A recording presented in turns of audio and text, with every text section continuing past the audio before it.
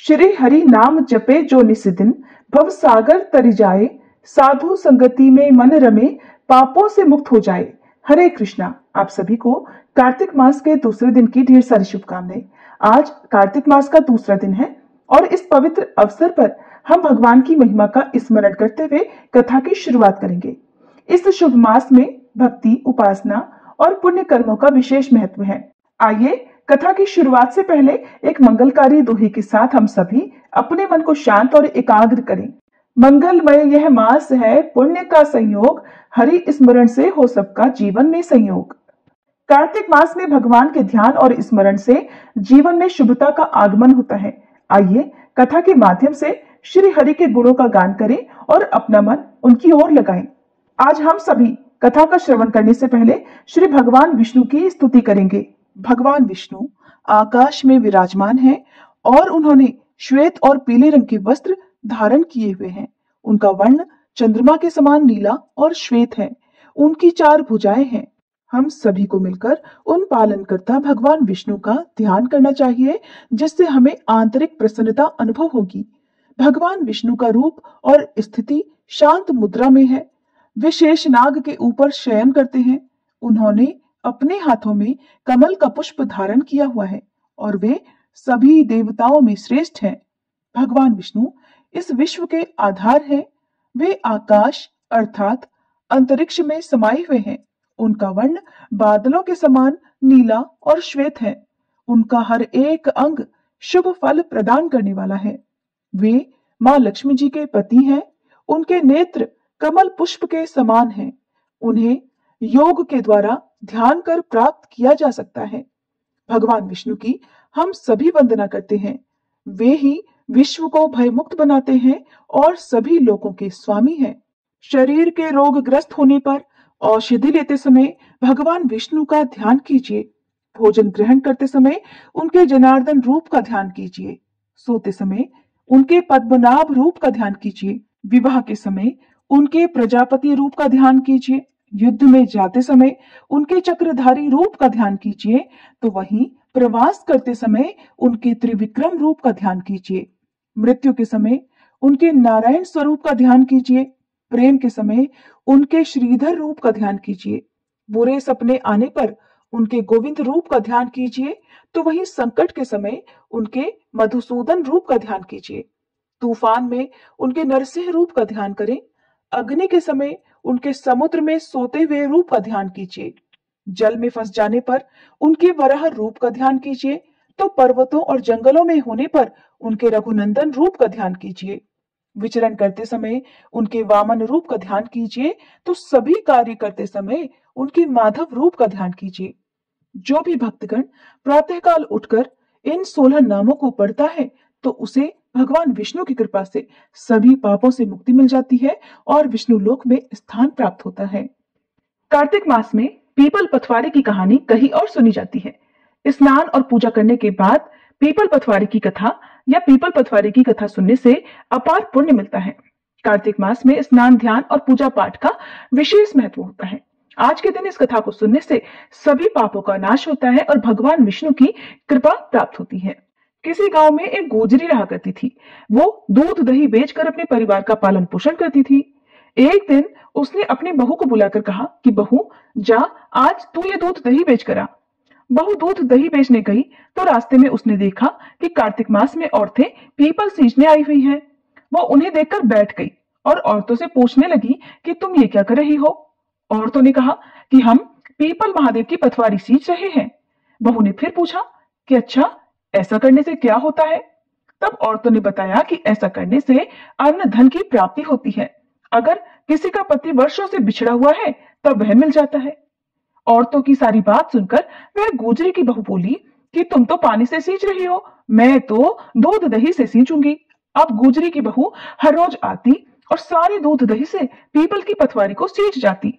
उसकी सास उससे वापस लौटने पर हर रोज पैसों के बारे में पूछती तो वह कह देती कि माँ जी, कार्तिक का महीना खत्म होने दो, तब मैं सारे पैसे लाकर दे दूंगी। कार्तिक का महीना पूरा होने पर पूर्णिमा आ गई। तब वह गुजरी की बहू पीपल की पथवारी के पास धरना देकर बैठ गई। पीपल ने उससे पूछा कि तू यहाँ पर क्यों पड़ी हुई है।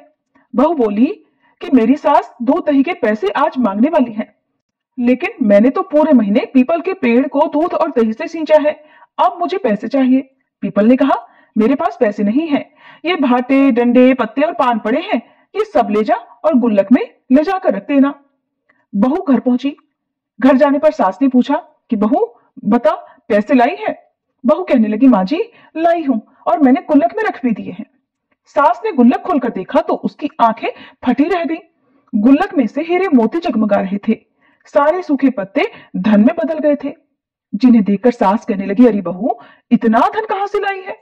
बहू सीधी सादी थी, उसने अपनी सास को सारी बातें सच सच बता दी कि उसने तो दूध दही से पीपल की पथवारी सींच दी थी, और पैसे मांगने पर पीपल ने पत्ते डंडे और भाटे दे दिए थे, और वह गुल्लक में रखने से हीरे मोती बन गए।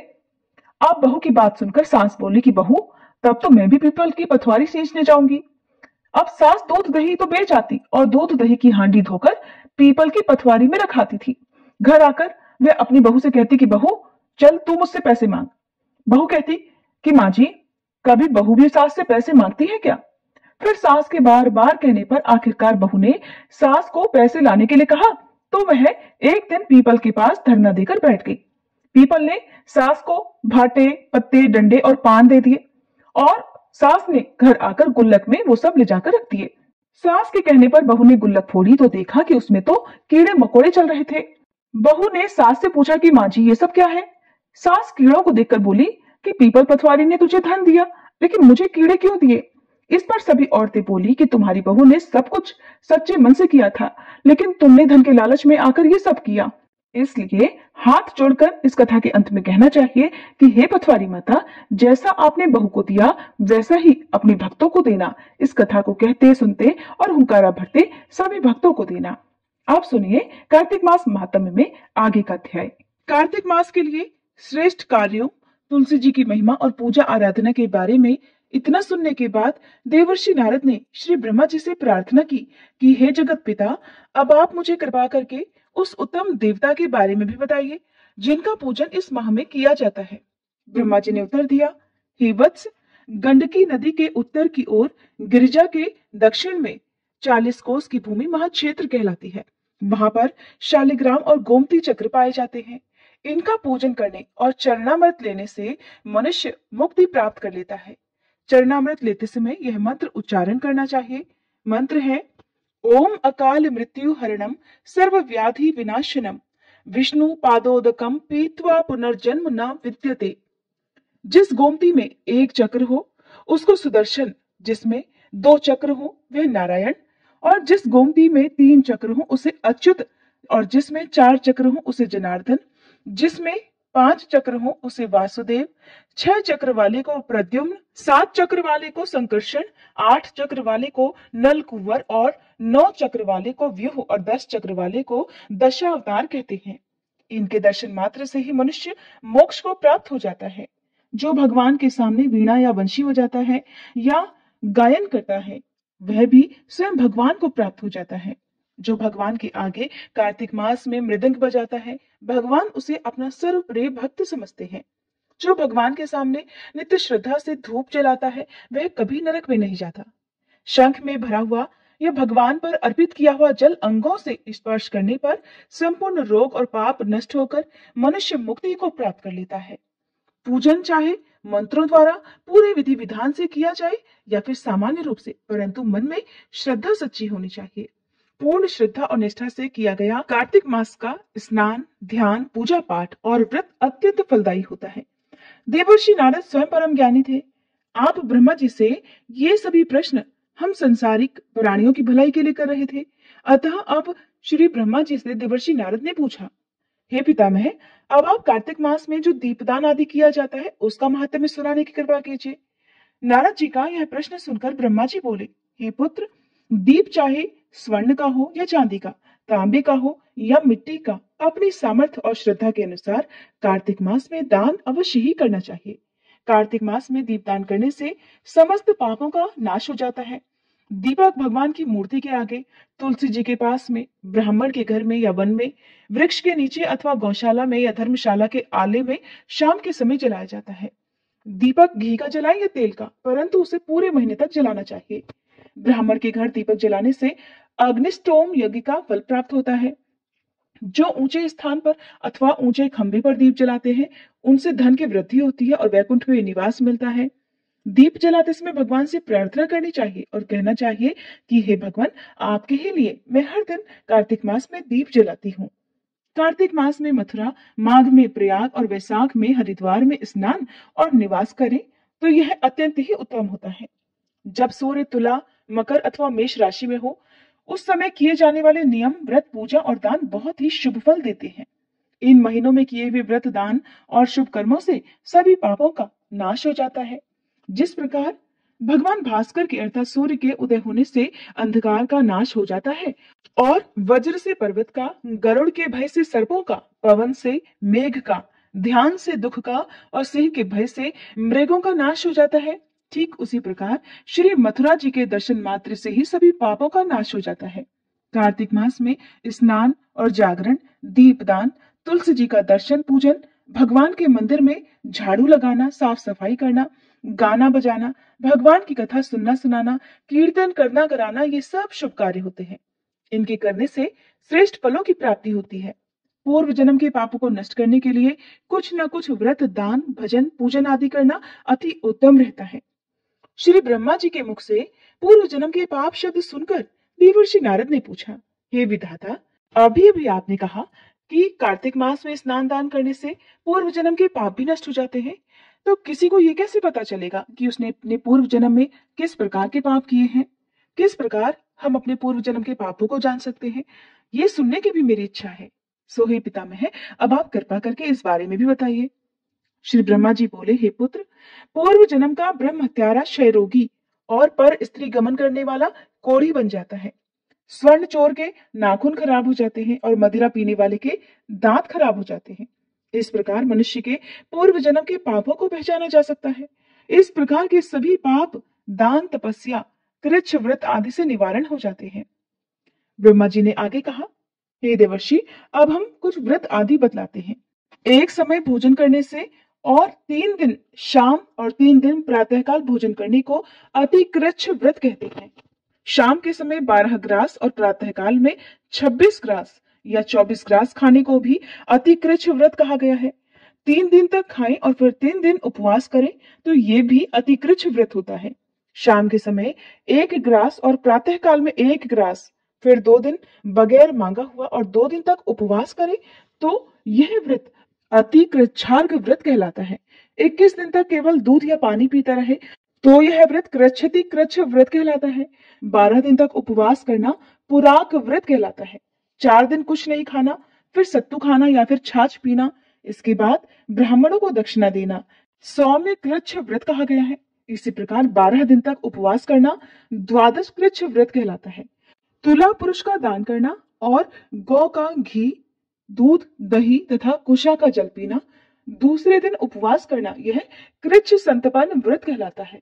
कार्तिक शुक्ल चतुर्दशी को भगवान का पूजन करना चाहिए। उस रात को उपवास रखकर और कमर तक जल में खड़े रहकर रात्रि भर भजन करने को जल कृच्छ व्रत कहा गया है। जो इस व्रत को करता है वह वैकुंठ को प्राप्त कर लेता है। कार्तिक सुदी सप्तमी को घी खाकर फिर एकादशी को उपवास पैतामह कृच्छ व्रत कहा जाता है। यह पैतामह कृच्छ व्रत करके दिन में भगवान श्री कृष्णचंद्र का पूजन करे तो करने वाला तीनों लोकों में पवित्र होकर वैकुंठ लोक को प्राप्त कर लेता है। कार्तिक सुदी छठ से 3 दिन तक उपवास करने से महेंद्र कृच्छ व्रत हो जाता है। इसे कर कर मनुष्य दुर्लभ वैकुंठ लोक में वास पा लेता है। 3 दिन अन्न भक्षण करने और 3 दिन उपवास करने से पात्र पंचक व्रत हो जाता है। इसे वैष्णव कृच्छ व्रत कहा जाता है। अगर एकम से पंचमी तक केवल दही खाए फिर एकादशी और द्वादशी को भगवान का पूजन करे तो उसे परम कृच्छ व्रत कहा गया है। इसके करने से श्वेत द्वीप में वास मिलता है। जो शुक्ल पक्ष की एकम से प्रतिदिन 1-1 ग्रास कम करता है और अमावस्या को कुछ नहीं खाता तो यह चंद्रायण व्रत कहलाता है। 1 ग्रास 2 तोले अर्थात 25 ग्राम के लगभग मानना चाहिए। एक बार में जितना भोजन आसानी से मुंह में आ जाए इतना ही ग्रास होना चाहिए। कृष्ण पक्ष के आदि में अर्थात शुरुआत में 14 को 5 ग्रास और फिर हर दिन 1-1 ग्रास बढ़ाकर एक पक्ष में 240 ग्रास पूरे करने चाहिए। इसे भी चांद्रायण व्रत कहते हैं। जो व्यक्ति कार्तिक सुदी सप्तमी, अष्टमी, नवमी और दशमी को जल कमल खाए, फिर एकादशी को उपवास करे, तो यह लक्ष्मी व्रत कहलाता है। इस लक्ष्मी व्रत को करने वालों पर श्री लक्ष्मी जी की कृपा बनी रहती है और अंत में उन्हें भगवान विष्णु के वैकुंठ लोक में वास मिल जाता है। प्रतिदिन प्रातः काल में 4 ग्रास और सायंकाल न खाने से शिशु चंद्रायण व्रत होता है। पूरे कार्तिक मास तुलसी जी का और आंवले का पूजन करना चाहिए। अगर स्त्री व्रत करे तो अपने पति की दीर्घायु की कामना भी करे। व्रत समाप्ति के बाद किसी ब्राह्मण को गोदान या अपनी सामर्थ्य के अनुसार दान दक्षिणा या भोजन आदि देना चाहिए। इन व्रतों को करने से व्रत करने वाला भगवान का प्रिय पात्र तो बन ही जाता है, इस श्लोक में वह सभी सुख और ऐश्वर्य को भोग कर अंत में मोक्ष को भी प्राप्त कर लेता है। ऐसा कहकर श्री ब्रह्मा जी कुछ देर के लिए मौन हो गए। हरे कृष्णा। आज के अध्याय में बस इतना ही। इसके आगे का वृतांत आप सभी आने वाले अध्याय में सुनिएगा। अब सुनिए श्री तुलसी चालीसा पाठ और तुलसी माता की आरती। जय जय तुलसी भगवती सत्यवती सुखदानी, नमो नमो हरि प्रेसी श्री वृंदावन खानी, श्री हरिशेष विरजनी देहु अमर वर अम्ब, जनहित हे वृंदावनी अब न करहु विलंब। धन्य धन्य श्री तुलसी माता, महिमा अगम सदा श्रुति गाता, हरि के प्राण से तुम प्यारी, हर ही हेतु कीन्हो तब भारी। जब प्रसन्न है दर्शन दीन हो, तब कर जोरी विनय उस कीन्हो। हे भगवंत कंत मम होहु, दीन जानी जानि छाड़हु छोहु। सुनी लक्ष्मी तुलसी की बानी, दीन हो श्राप कध पर आनी। उस अयोग्य वर मांगन हारी, हो बिटप तुम जड़ तनुधारी। सुनि तुलसी ही श्रव्योत ही ठामा, करहु वास तुहु नीचन धामा। दियो वचन हरि तब तत्काला, सुनहु सुमुखी जानी होहु बिहाला। समय पाइर्यो रो पापी तोरा, पूजे ही आस वचन सत मोरा। तब गोकुल मह गोप सुदामा, तासु भई तुलसी तू बामा। कृष्ण रास लीला के माही, राधे शक्यो प्रेम लखि नाही। दियो श्राप तुलसी तत्काला, नर लोक ही तुम जन्महु बाला। यो गोप वह दानव राजा, शंख चूर्ण नामक शिर ताजा। तुलसी भई तासु की नारी, परम सती गुण रूप अगारी। अस द्वै कल्प बीति जब गयहु, कल्प तृतीय जन्म तब भयहु। वृंदा नाम भयो तुलसी को, असुर जलंधर नाम पति को। कर अति द्वंद अतुल बल धामा, कीन्हा शंकर से संग्रामा। जब निज सैन्य सहित शिव हारे, मरहि न तब हर हर ही पुकारे। पतिव्रता वृंदाती नारी, को न सके पति ही संहारी। तब जलंधर ही भेष बनाई, वृंदा ढिग हरि पहुँचो जाई। शिव हित लहि करि कपट प्रसंगा, कियो सतीत्व धर्म तो ही भंगा। भयो जलंधर कर संहारा, सुनी उर शोक उपारा। तेहि क्षण दियो कपट हरि तारी, लखि वृंदा दुख गिरा उचारी। जलंधर जस हत्यो भीता, सोई रावण तस हरहि सीता। अस प्रस्तर सम हृदय तुम्हारा, धर्म खंडी मम पति संहारा। यही कारण लहि श्राप हमारा, होवे तनु पाषाण तुम्हारा। सुनि हरि तुरत ही वचन उचारे, दियो श्राप बिना विचारे। लख्यो नानज कर दूत पति को, छलन चाहियो जब पार्वती को। जड़ मति तुह अस हो जड़ रूपा, जग में तुलसी बिटप अनूपा। धग्व रूप हम शालिग्रामा, नदी गंडकी बीच ललामा।